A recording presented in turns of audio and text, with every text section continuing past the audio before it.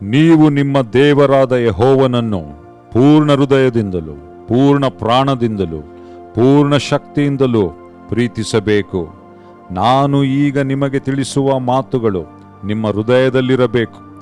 ಇವುಗಳನ್ನು ನಿಮ್ಮ ಮಕ್ಕಳಿಗೆ ಅಭ್ಯಾಸ ಮಾಡಿಸಿ, ಮನೆಯಲ್ಲಿ ಕೂತಿರುವಾಗಲೂ, ದಾರಿ ನಡೆಯುವಾಗಲೂ, ಮಲಗುವಾಗಲೂ, ಏಳುವಾಗಲೂ ಇವುಗಳ ವಿಷಯದಲ್ಲಿ ಮಾತಾಡಬೇಕು. ಇದರಿಂದ ಅವು ಮುಂದಿನ ಪೀಳಿಗೆಯವರಿಗೆ ಗೊತ್ತಾಗಿ ಅವರ ಮಕ್ಕಳು ಅವುಗಳನ್ನು ತಮ್ಮ ಮಕ್ಕಳು ಮೊಮ್ಮಕ್ಕಳಿಗೆ ತಿಳಿಸುತ್ತಾ ಹೋಗುವರು. ಆಗ ಅವರು ಮೊಂಡರೂ ಅವಿಧೇಯರೂ ಚಪಲಚಿತ್ತರೂ ದೇವದ್ರೋಹಿಗಳು ಆದ ತಮ್ಮ ಪೂರ್ವಿಕರಂತಾಗದೆ ನನ್ನ ಮಹತ್ಕೃತ್ಯಗಳನ್ನು ಮರೆಯದೆ ನನ್ನಲ್ಲಿಯೇ ಭರವಸವಿಟ್ಟು ನನ್ನ ಆಜ್ಞೆಗಳನ್ನು ಕೈಕೊಳ್ಳುವರು. ನೀನು ನನ್ನ ಮಾತಿಗೆ ವಿಧೇಯನಾಗಿ ಭೂಮಿಯ ಎಲ್ಲಾ ಜನಾಂಗಗಳಿಗೆ ನಿನ್ನ ಸಂತತಿಯ ಮೂಲಕ ಆಶೀರ್ವಾದ ಉಂಟಾಗುವುದು ಎಂಬುದಾಗಿ ಯೆಹೋವನಾದ ನಾನು ವಾಗ್ದಾನ ಮಾಡುತ್ತೇನೆ. ಈಗ ಕೇಳಿಸಿಕೊಂಡ ವಚನದ ಪ್ರಕಾರ ದೇವರು ತಂದೆಯಂದಿರಿಗೆ ತಮ್ಮ ಮಕ್ಕಳಿಗೆ ವಾಕ್ಯದ ಉಪದೇಶ ಮಾಡಬೇಕೆಂದು ಆಜ್ಞಾಪಿಸಿದ್ದಾನೆ. ಇದು ಆಯ್ಕೆಯಲ್ಲ, ಆಜ್ಞೆ. ಈ ಆಜ್ಞೆಯನ್ನು ಪ್ರತಿದಿನ ಮನೆಯಲ್ಲಿ ತಂದೆಯಂದಿರು ತಮ್ಮ ಮಕ್ಕಳಿಗೆ ಹೇಗೆ ಬೋಧಿಸಬೇಕೆಂದು ಸಹ ಕಲಿಸಿಕೊಟ್ಟಿದ್ದಾರೆ. ದೇವರು ತಂದೆಯಂದಿರಿಗೆ ಏನು ಮಾಡಬೇಕು, ಹೇಗೆ ಮಾಡಬೇಕು ಎಂದು ಕಲಿಸಿದ ಮೇಲೆ ಇದನ್ನು ಯಾಕೆ ಮಾಡಬೇಕು, ಅದರ ಉದ್ದೇಶವನ್ನು ಸ್ಪಷ್ಟವಾಗಿ ತಿಳಿಸಿದ್ದಾರೆ. ಅಬ್ರಹಾಮನ ಕುಟುಂಬದ ಮೂಲಕವಾಗಿ ಭೂಮಿಯ ಎಲ್ಲಾ ಜನಾಂಗದವರನ್ನು ಆತನು ಆಶೀರ್ವದಿಸುತ್ತಾನೆ. ಇದು ದೇವರ ರಾಜ್ಯದಲ್ಲಿರುವ ಎಲ್ಲಾ ಕುಟುಂಬಗಳಿಗಾಗಿ ದೇವರ ಉದ್ದೇಶ. ಈಗ ನಾವು ಒಂದು ಕಿರುನಾಟಕವನ್ನು ನೋಡಲಿದ್ದೇವೆ.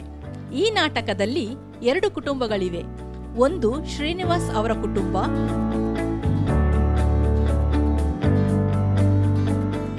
ಮತ್ತೊಂದು ವೀರೇಶ್ ಅವರ ಕುಟುಂಬ.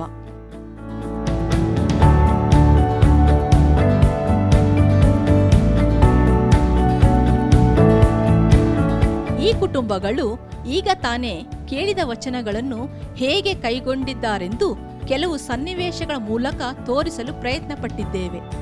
ಈ 2 ಕುಟುಂಬಗಳು ವಾರದ ಕೆಲವು ದಿನಗಳಲ್ಲಿ ಯಾವ ರೀತಿಯಲ್ಲಿ ತಮ್ಮ ಜೀವಿತಗಳನ್ನು ಜೀವಿಸುತ್ತಾರೆ ಎಂಬುದಾಗಿ ಕೆಲವು ದೃಶ್ಯಗಳ ಮುಖಾಂತರ ನೋಡಿಕೊಳ್ಳೋಣ.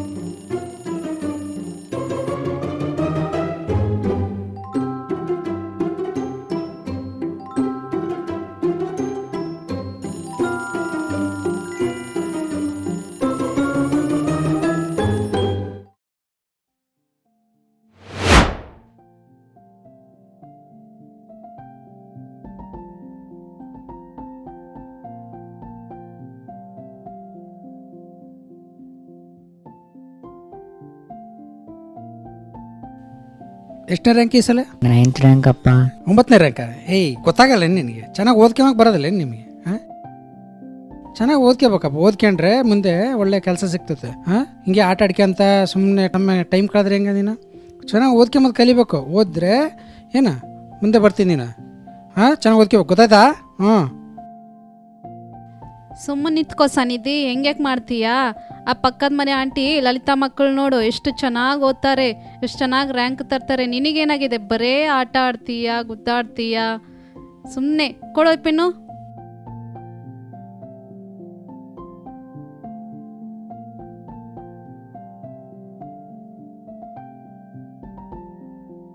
ಪಾ ಅವ್ರು ದುಡ್ಡು ಬಿದ್ದಪ್ಪ. ನಡಿಯೋ, ನಿಂದೊಳ್ಳೆ ಕತೆ, ನಡಿ ಹೋಗೋಣ.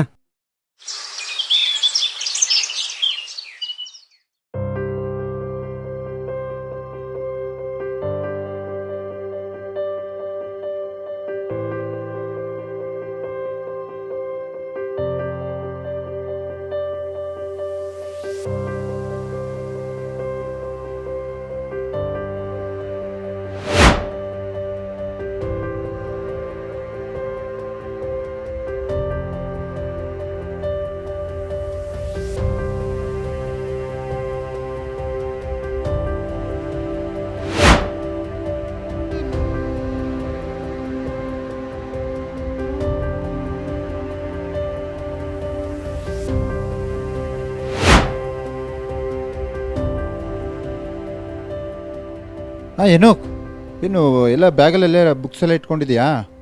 ಇಟ್ಕೊಂಡೀನಿ ಪಪ್ಪ, ಎಲ್ಲ ಇಟ್ಕೊಂಡೀನಿ. ಗುಡ್. ನೀವು ಸ್ಕೂಲಿಗೆ ಹೋಗ್ತಿರುವಾಗ ದೇವ್ರು ನೋಡ್ತಾ ಇರ್ತಾನೆ. ಓಕೆ, ದೇವ್ರು ನಮ್ಮ ಜೊತೆ ಯಾವಾಗಲೂ ಇರ್ತಾನೆ. ನಾವು ನೋಡಿಲ್ಲ ಅಂದರೆ ದೇವರು ನಿಮ್ಮನ್ನು ನೋಡ್ತಾ ಇರ್ತಾನೆ. ಸಹನಾ, ಬೈಬಲ್ ಓದಿದ್ದೇನಮ್ಮ ನೀನು ಇವತ್ತು? ಹಾಂ, ಓದಿನ ಮಮ್ಮಿ. ಯಾವ ಅಧ್ಯಾಯ ಓದಿದಿ? ನಾನು ಸ್ಯಾಮ್ಸ್ ಚಾಪ್ಟರ್ 50 ಓದಿನ ಮಮ್ಮಿ. ಹೌದಾ, ಸರಿ ಅಮ್ಮ. ಅದರಲ್ಲಿ ಏನು ವಾಕ್ಯ ಹೇಳ್ತಿದೆಯೋ ಅದನ್ನೆಲ್ಲ ನಾವು ಪಾಲನೆ ಮಾಡಬೇಕು. ಸುಮ್ಮನೆ ಓದಿ ಹಾಗೆ ಬಿಟ್ಬಿಡೋದಲ್ಲ. ಅದರಂತೆ ನಾವು ದೇವರ ವಾಕ್ಯವನ್ನು ಕಲಿಬೇಕು, ಅದರಂತೆ ನಾವು ನಡೆಯಬೇಕು ಮಗಳೇ. Okay mummy. ನಿಮ್ಗೇನಾದರೂ ಬೇಕಂದ್ರಲ್ಲ? ಪೆನ್ ಬೇಕು ಪಪ್ಪ. ಹೋಗೋಣ ನಡ್ರಿ, ಶಾಪಿಗೆ ಹೋಗೋಣ. ನನಗೂ ಕೂಡ ಪೆನ್ ಬೇಕು ಪಪ್ಪ.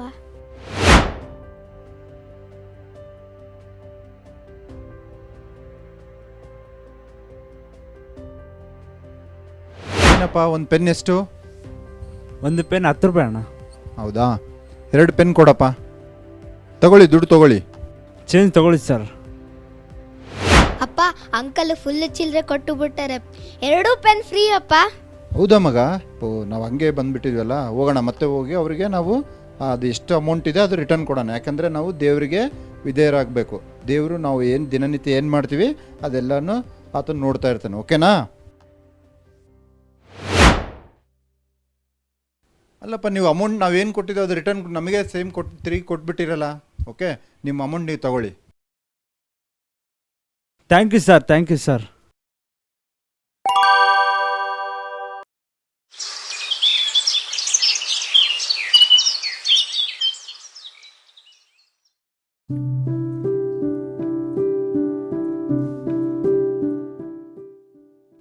ಏನ್ರಿ, ಎದ್ದಲ್ರಿ, ಟೈಮ್ ಆಯ್ತು. ಯಾರನ್ನ? ನನ್ನ ಅಲ್ಲ, ಮಗ ಸೊಸೆ ಅಲ್ಲಿ ಅವ್ರ ಪಾಟಿಗೆ ಅವ್ರು ಮಲಿಕೊಂಡಾರ. ನನ್ನ ಎಬ್ಸಿದೀಯಿ, ನಿನ್ನ ಪಾಟಿಗೆ ನೀನು ಟಿ ವಿ ನೋಡ್ತಾ ಇದ್ದೀಯಿ, ನನ್ನ ಪಾಟಿಗೆ ನಾನು ಮೊಬೈಲ್ ನೋಡ್ತಾ ಇದ್ದೀನಿ. ಹಾಂ, ಅಲ್ಲಿ ಮಗ ಸೊಸೆ ಮಲಿಕೊಂಡಿದ್ದಾರೆ. ಅವ್ರಿನ್ನ ಎದ್ದೊಳ್ಬೇಕು, ಸ್ನಾನ ಮಾಡಬೇಕು. ನಿನಗೆ ಅವಸರನ ನನ್ನ ಎಬ್ಸಿ ಕೆಣಕೋದು?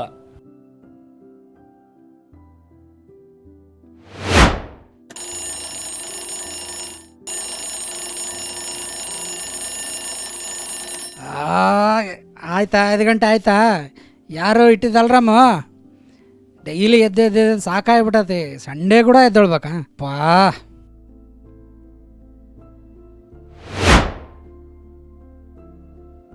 ಇವತ್ತು ಭಾನುವಾರ 7 ಗಂಟೆ ಆಯ್ತು, ಇನ್ನು ಯಾರು ಎದ್ದಿಲ್ಲ. ಕೆಲ್ಸಕ್ಕೆ ಬೇಕಾದ್ರೆ ಬೇಗ ಎದ್ದೇಳ್ತಾರೆ, ಸ್ಕೂಲಿಗೆ ಹೋಗುವಾಗ ಬೇಗ ಎದ್ದೇಳ್ತಾರೆ. ಇವತ್ತು ಸಂಡೇ, ಪ್ರಾರ್ಥನೆನೂ ಇಲ್ಲ. ಅಯ್ಯೋ, ಮಲ್ಗ್ಲಿ ಬಿಡಮ್ಮ, ಇವತ್ತು ಭಾನುವಾರ. ಚರ್ಚ್ಗೆ ಹೋಗಿ ಹೆಂಗೂ ಪ್ರೇಯರ್ ಮಾಡೋದು ಇದ್ದೇ ಐತಿ. ಹಾಂ ರವಿ, ಎದ್ದೇನಪ್ಪ? ಮಾರ್ಕೆಟ್ಗೆ ಹೋಗ್ಬೇಕಪ್ಪ, ಮಟನ್ ತರೋಕ. ಅವ್ನು ಹೋದ ಸಲ ಕೂಡ ಬೇಯಿಸ್ಕೊಟ್ಟಿದ್ದಿಲ್ಲ. ಹೋಗಿ 1-2 ಎಲ್ಬ ಹಾಕ್ಸಿಕಪ್ಪ ಹಂಗೆ. ಅಲ್ಲಪ್ಪ, ನೋಡಿಲ್ಲ, ಆಗಲೇ ಮಟನ್ ಮಾರ್ಕೆಟ್ಗೆ ಹೋಗಿ ಮಟನ್ ತಂದು ಆಯ್ತು, ಒಳ್ಳೇದು ಹಾಕ್ಸ್ಕೊಂಬಂದಿನಿ ಇವತ್ತು. ಅಬ್ಬಾ, ಅಷ್ಟು ಜಲ್ದಿ ಹೋಗಿ ಬಂದ್ಬಿಟ್ಟೇನಪ್ಪ? ಹಬ್ಬ, ಅಪ್ಪನಿಗೆ ತಕ್ಕ ಮಗ ನೋಡಪ್ಪ ನೀನು. ಮಾಲಸ್ರಿಗಿನ ಎದ್ದಿದ್ರಾಗಿನ ಸ್ವಲ್ಪ ಕಾಫಿನೋ ಟೀನೋ ಜಲ್ದಿ ಕೊಡ್ರೋ ಮರೆ. ಮನಸ್ಸು, ಟೀ ಟಿಫನ್ ಏನಾದರೂ ರೆಡಿ ಆಗಿತ್ತಾ ಇಲ್ವಾ? ರೆಡಿ ಆಗಿದ್ರೆ ಸ್ವಲ್ಪ ಅಪ್ಪ ಕೊಟ್ಟು ಕಳಿಸು ಟೀ. ಹಾಂ ರೀ, ರೆಡಿ ಆಗಿದೆ. ಟಿಫನು, ಕಾಫಿ ಮತ್ತೆ ರೆಡಿ ಆಗಿದೆ ನೋಡ್ರಿ. ಇನ್ನು ಚರ್ಚಿಗೆ ಹೋಗ್ಬೇಕು, ಯಾರು ರೆಡಿ ಆಗಿಲ್ಲ. ಕಾರ್ತಿಕ್ ಎದ್ದೇಳು, ಸನ್ನಿಧಿ ಎದ್ದೇಳಮ್ಮ. ಅಯ್ಯೋ ಅಣ್ಣ, ನಾನು ಬೈಬಲ್ ಮರ್ತು ಬಂದ್ಬಿಟ್ಟೆ. ಅಯ್ಯೋ ಶಟ್, ಸನ್ನಿಧಿ, ನಾನು ಬೈಬಲ್ ಮರ್ತು ಬಿಟ್ಟೆ. ಇರ್ಲಿ ಬಾ, ಕಾಣಿಕ ಹೋಗಿ ತಗೊಂಡ್ ಬರಮ್ಮ. ಅಪ್ಪ, ನಾನು ಸನ್ನಿಧಿ ಇಬ್ಬರು ಬೈಬಲ್ ಮರ್ತು ಹೋಗ್ಬಿಟ್ಟಿವಿ. ಅಟ್ಲೀಸ್ಟ್ ಕಾಣಿಕೆ ಆದರೂ ಕೊಡಪ್ಪ. ಪ್ರತಿ ವಾರ ಕಾಣಿಕೆ ಕೇಳ್ತಿರಲ್ಲೋ? ಹಾಂ, ಮನೆಗೆ ಕೇಳಕ್ಕೆ ಬರಲ್ಲ ಏನೋ? ನಿಮ್ದು ಇದೇ ಕಥೆ ಆಯಿತು ಬರೇ. ನೋಡ್ತೀನಿರು, ಆಯ್ತೋ ಇಲ್ಲ. ಅಯ್ಯೋ, ನನ್ನ ಹತ್ರ ಇಲ್ಲಲ್ಲ, ಅಪ್ಪನ ತಕ ಐತಾನ ಕೇಳ್ತೀನಿರು. ಎಲ್ಲ ಮಟನ್ಗೆ ಖಾಲಿ ಆಯ್ತು ರೊಕ್ಕ. ಅಪ್ಪ, ಕಾಣಿಕೆಗೆ ರೊಕ್ಕ ಬೇಕಂತ ನೋಡು, ಏನಾದರೂ ಇದ್ರೆ ಕೊಡು ಇವರಿಗೆ. ಏನಪ್ಪ, ಏನು ಬೇಕಂದೆ? ಕಾಣಿಕೆನಾ? ಇವತ್ತು ಕಾಣಿಕೆ ಅದು ಬೈಬಲ್ಲು ಏನು ಇಲ್ಲಿದ್ರೆ ಕೂಡ ನಡೀತಪ್ಪ. ಒಂದು ವಾರ ಏನೋ ಇದ್ರಾಗೇನು ಕೊಡ್ತಾ ಇದ್ದೆ. ನನ್ನ ಜಾಬ್ನಾಗ ಕೂಡ ಏನಿಲ್ಲ. ನೋಡ್ತೀನಿ ನಿಂದ್ರಪ್ಪ. ಆಯ್ತು ನಿಂದ್ರಪ್ಪ. 2 10 ರೂಪಾಯಿ ಹಾಕ್ರಪ್ಪ. ಆದರೆ ನಿನ್ನ ದೇವರು ನಿನ್ನ ಸೃಷ್ಟಿಕರ್ತನು ನೀನು ಈ ಕುಟುಂಬದಲ್ಲಿ ಹುಟ್ಟಕ್ಕಿಂತ ಮುಂಚೆಯೇ ಆತನು ನಿನ್ನನ್ನು ತಿಳಿದಿದ್ದಾನೆ. ಆಮೇನ್. ಓಕೆ, ನಿನ್ನನ್ನು ತಿಳಿದಿದ್ದೇನೆ. ನೀನು ಗರ್ಭದಿಂದ ಹೊರಗಡೆ ಬರುವುದಕ್ಕಿಂತ ಮುಂಚೆಯೇ ನಿನ್ನನ್ನು ಪರಿಶುದ್ಧ ಮಾಡಿದೆನು ಮತ್ತು ನಿನ್ನನ್ನು ಜನಾಂಗಗಳಿಗೆ ಪ್ರವಾದಿಯಾಗಿ ನೇಮಿಸಿದೆನು ಅಂದನು.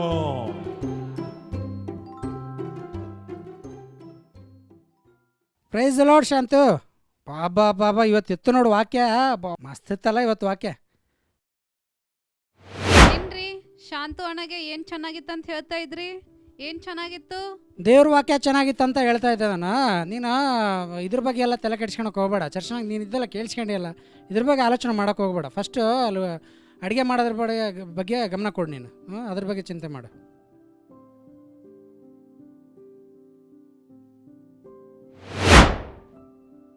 ಏನಪ್ಪ ರವಿ, ಏನೋ ಮಾಲ ಹೇಳ್ತಿದ್ಲು ವಾಕ್ಯದ ಬಗ್ಗೆ, ಏನೋ ಹೇಳ್ತಾ ಇದ್ರಿ? ಏನಿಲ್ಲಪ್ಪ, ವಾಕ್ಯ ಚರ್ಚಲ್ಲಿ ಭಾಳ ಚೆನ್ನಾಗಿ ಹೇಳಿದ್ರಿ ಇವತ್ತು ಅಂತ ಹೇಳ್ತಾ ಇದ್ದೆ. ಅದ್ರ ಬಗ್ಗೆ ಮಾತಾಡ್ತಾ ಇದ್ದೆ. ಏನಿತ್ತು ಗೊತ್ತಾ ವಾಕ್ಯ? ಬಾಬಾ ಬಾಬಾ ಏನಿತ್ತು ಇವತ್ತು ವಾಕ್ಯ? ನಾನು ಕೇಳ್ತಾ ಇರೋದು, ನಾನು ಅಲ್ಲೇ ಇದ್ದೆ, ಅಂಥ ವಾಕ್ಯ ಏನಿತ್ತಪ್ಪ ನಾನು ಕೇಳ್ತಾ ಇರೋದು? ಏನೋ ಹೇಳಿದ್ರು ಗೊತ್ತಾ ವಾಕ್ಯ? ಬಾಬಾ ಏನೋ ಹೇಳಿದ್ರು, ಆದರೆ ಮರ್ತೋಗ್ಬಿಟ್ಟಿನಿ. ಬಟ್ ಚೆನ್ನಾಗಿತ್ತು, ಸೂಪರ್ ಇತ್ತು ವಾಕ್ಯ ಅಂತ ಏನೋ ಹೇಳಿದ್ರು, ಆದರೆ ಮರ್ತೋಗ್ಬಿಟ್ಟೆ. ನೀನು ಅಲ್ಲೇ ಇದ್ದಲ್ಲ? ಹೌದು, ನೀನು ಕೇಳಿಸ್ಕೊಂಡಿಲ್ಲ ಮತ್ತೆ? ನಮ್ದೇನೈತಿ ರವಿ, ನಮ್ದು ವಯಸ್ಸಾಯ್ತಲ್ಲಪ್ಪ.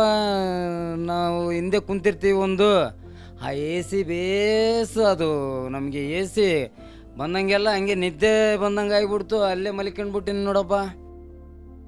ಹಾಂ, ಮತ್ತು ಕರ್ನಾಕರ್ ಬಂದು ಎಬ್ಸನ, ನನಗೆ ಅಷ್ಟುವರೆಗೆ ಎಚ್ಚರಿಕೆ ಇಲ್ಲ. ಹೌದು ಅಣ್ಣ, ಇವತ್ತು ಸಂಡೇ ಸ್ಕೂಲಲ್ಲಿ ಜೀಸಸ್ನ ಲವ್ ಮಾಡೋದ್ರ ಬಗ್ಗೆ ಹೇಳ್ಕೊಟ್ರಲ್ಲ, ನಿಂಗೇನಾದ್ರೂ ಗೊತ್ತಿದೆಯಾ? ಇಲ್ಲ ಸನ್ನಿಧಿ, ನನಗೂ ಗೊತ್ತಿಲ್ಲ. ನನಗೂ ಒಂದು ಅಂದರು, ನಿಮ್ಮ ನೆರೆಯವರನ್ನು ನಿಮ್ಮಂತೆ ಪ್ರೀತಿಸ್ಬೇಕಂತ. ಅದು ಹೇಗೆ? ಸಂಡೇ ಸ್ಕೂಲಲ್ಲಿ ಏನು ಕೇಳ್ಕೊಂಬಂದಿರೋ ಅದೆಲ್ಲ ಡಿಸ್ಕಷನ್ನು ಇಲ್ಲಿ ಯಾಕೆ ಮಾಡಕತ್ತೀರಿ? ಸಂಡೇ ಸ್ಕೂಲ್ ಕೇಳಿಸ್ಕೊಂಡ್ಮಕ ನಿಮ್ದು ಏನೇ ಡೌಟ್ಸ್ ಇದ್ರು ಟೀಚರ್ನ ಕೇಳಿ ಎಲ್ಲ ಮುಗಿಸ್ಕೊಂಡು ಬಂದ್ಬಿಡ್ಬೇಕು. ಮನೆವರೆಗೆ ತಂದು ಅದನ್ನೇ ಮಾತಾಡ್ಕೊಂತ ನೀವು ಬೇರೆ ಕೆಲಸ ಏನಿಲ್ಲ, ಓದ್ಕೊಳೋದು ಏನಿಲ್ಲ, ಓದಿ ಉದ್ಧಾರ ಆಗ್ಬೇಕನ್ನೋಂಥದ್ದು ಏನಿಲ್ಲ ನಿಮಗೆ. ಬರೀ ಇದೇ ಕಥೆ ಆಯಿತು ನಿಮ್ಮದು. ಲೈಫ್ ಬಗ್ಗೆ ಒಂದು ಸ್ವಲ್ಪ ಕೂಡ ಸೀರಿಯಸ್ನೆಸ್ ಇಲ್ಲ ನಿಮಗೆ. ಹಾಂ, ಓದ್ಕೊಳ್ರಿ ನಡ್ರಿ. ಫಸ್ಟ್ ಊಟ ಮಾಡಿರಿ, ಟೈಮ್ ಆಯಿತು, ಊಟ ಮಾಡಿ ಓದ್ಕೊಂಬೇಕು ನಡ್ರಿ. ಬರೀ ಇದೇ ಕಥೆ ಆಯ್ತು ನಿಮ್ಮದು. ಏ ಸನ್ನಿಧಿ, ಕಾರ್ತಿ, ಅಪ್ಪ ಏನೋ ಬೈತಾ ಇದ್ರಲ್ಲ, ಎದ್ರ ಬಗ್ಗೆ? ಇಲ್ಲ ಅಜ್ಜಿ, ಅದು ನಮ್ಮ ಸಂಡೇ ಸ್ಕೂಲಲ್ಲಿ ಜೀಸಸ್ನ ಲವ್ ಮಾಡೋದ್ರ ಬಗ್ಗೆ ಹೇಳ್ಕೊಟ್ರಲ್ಲ, ನಾನು ಅಣ್ಣ ಅದ್ರ ಬಗ್ಗೆ ಮಾತಾಡ್ತಿದ್ವಿ ಅಷ್ಟೇ. ಏನಿಲ್ಲ ಅಜ್ಜಿ, ಸಂಡೇ ಸ್ಕೂಲಲ್ಲಿ ನಿಮ್ಮ ನೆರೆಯವರನ್ನು ನಿಮ್ಮಂತೆ ಪ್ರೀತಿಸ್ಬೇಕಂತ. ಅದು ಹೇಗೆ ಅಂತ ನಾನು ಸನ್ನಿಧಿ ಡಿಸ್ಕಸ್ ಮಾಡ್ತಿದ್ರೆ ಅಪ್ಪ ಬೈದರು ಅಷ್ಟೇ. ಹೌದು, ಮತ್ತೆ ನಿಮ್ಮಪ್ಪ ಹೇಳೋದು ಸರಿ ತಾನೆ. ನೀವು ಚೆನ್ನಾಗಿ ಓದಿದ್ರೆ ಒಳ್ಳೆ ಕೆಲಸದಲ್ಲಿ ಇರ್ತೀರ, ಹಣ ಸಂಪಾದಿಸ್ತೀರ. ಹಣ ಇದ್ದರೆ ದೇವರು, ಜನರು ಎಲ್ಲರೂ ನಿಮ್ಮ ಹತ್ರ ಬರ್ತಾರೆ. ಇಲ್ಲ ಅಂದರೆ ನಿಮ್ಮ ತಾತನ ಥರ ಆಟೋ ಹಾಕ್ತೀರಾ. ಅಲ್ಲ, ನಾನು ಇಲ್ಲೇ ಇದ್ದೀನಿ, ಹುಡುಗರಿಗೆ ಹೇಳ್ತಾ ಇದೆಯಲ್ಲ, ಹುಡುಗರ ಮಧ್ಯದಾಗ ನನ್ನ ಮರೆ ತೆಗಿತೀಯ ನೀನು? ನಾನು ಅಷ್ಟು ಚೀಪ್ ಹಾಕೊಂಡ್ಬಿಟ್ನೆ ನಿನ್ನ ಕಣ್ಣಿಗೆ? ನಾನು ಆಟೋ ಓಡಿಸೋದು ಅದು ಕೆಲಸ ಅಲ್ಲ ನಿನಗೆ? ನೀನು ಏನು, ನಾನು ಏನು ಕೆಲಸ ಮಾಡ್ತೀನಿ ಅನ್ನೋದು ನಿನಗೆ ಗೊತ್ತೇ ಆಗಲಿಲ್ಲ ನಿನಗೆ ಇಷ್ಟು ವರ್ಷ? ಹುಡುಗರಿಗೆ ಹೇಳ್ತೀಯ ಇಂಥ ಮಾತು? ಹೋಗಲೇ ನೀನು ಎಲ್ಲೇನ?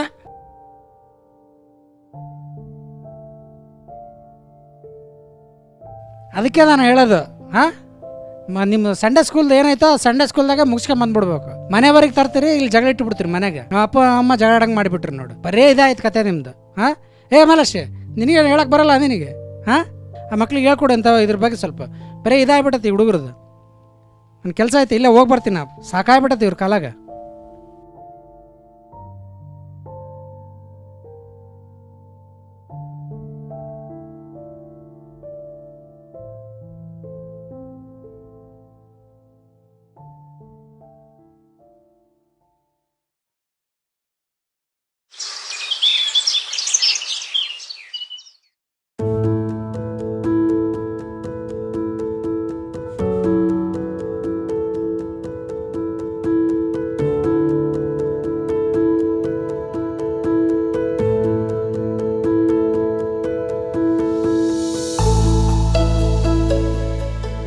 ಶಾಂತು, ಲಲಿತಾ, ಏನೋಕ್, ಸಹನಾ, ಬೇಗ ಬನ್ನಿ, ಪ್ರಾರ್ಥನೆ ಮಾಡೋಣ.